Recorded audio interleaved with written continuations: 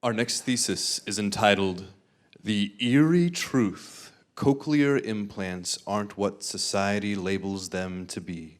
Please welcome Aleah Fontenette.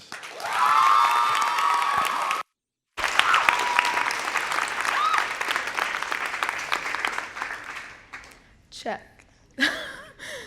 Okay. Think back to when you were a child and the experience and the anxiety you experienced when you went to the doctor's office. Now envision yourself going to the doctor's as a deaf child, unable to hear or understand what is going on. The doctor looks in your ear and is trying to sound out words for you to be able to understand what he is doing, but you can't hear anything. When the doctor realizes that you can't understand what he is saying, they place what seems like a tiny black bean into your ear as you see 3 bold letters at the top of the computer screen, OAE, or an autoacoustic emissions test. This is a standardized test for infants with any abnormal hearing detected by an audiologist during their visit. With sympathy draped on the doctor's face, he hands your parents a pamphlet with a dysmorphic outline of an ear and a strange device on it.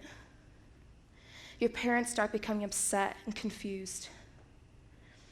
The audiologist then seizes the sensitive time to dive straight into filling the disoriented and vulnerable parents' minds with the normalizing aspects of promising medical devices and assisted hearing, without even realizing the ethical and cultural impact it will have on the child later on in life.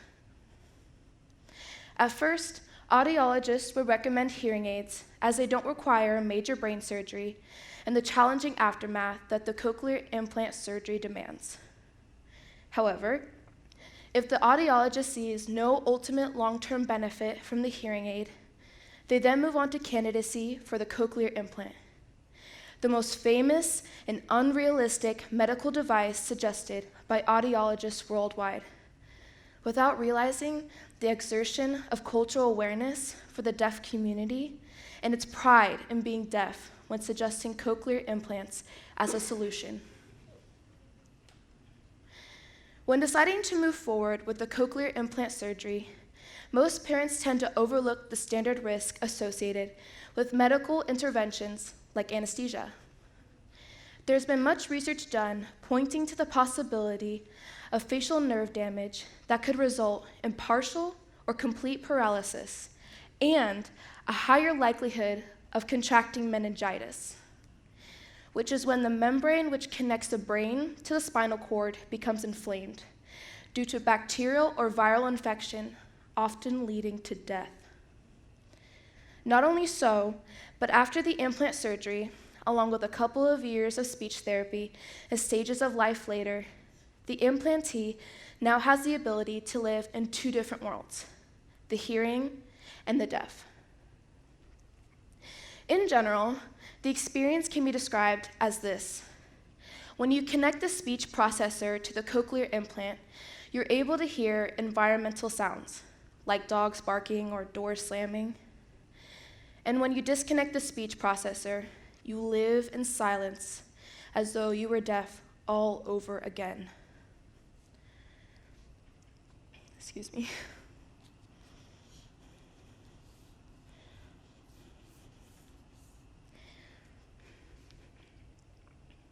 This can cause a swaying between the 2 very different cultures, making you feel as though you don't truly belong to just one.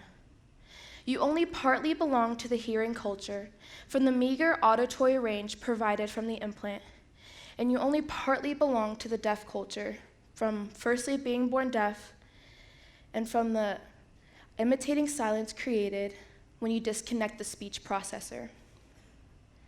The deaf community rightly has an animosity towards cochlear implants because of the ethical and cultural sabotage it creates.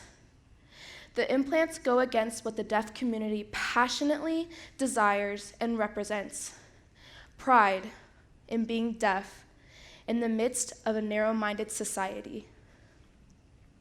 When people advise getting implants in order to correct a perceived deficit, it is said with the assumption that deaf people can't live happily and successfully in society, which is in fact incorrect. Stuart S. Bloom, an expert advisor in bioethics, conveys that the claims being made for the cochlear implant not only show no knowledge of the lives of deaf people, but far worse, represent yet another assault on the aspirations and rights of the deaf community. When Bloom talks about the aspirations and rights of the deaf community, he means that cochlear implants go against what the deaf community was built on: pride and unity in being deaf in a hearing world. Even though, according to societal standards, any kind of hearing can be seen as an improvement from deafness, it diminishes the importance and need for the deaf community and culture. With this knowledge in hand, would you still force the surgery upon your child with the awareness of the possible surgery complications, along with the ethical and cultural constraints from the implant? What if years after the surgery, they desire to become a deaf member and they now cannot because of your former headstrong decision? Let us, as parents, friends, and a community that strives to represent Christ, be a light and safe haven of knowledge and understanding to those who are uninformed and uneducated about this ethical and cultural problem in our society today.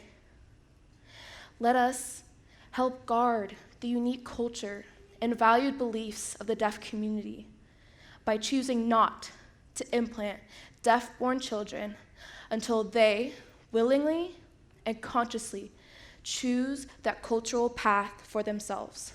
Thank you.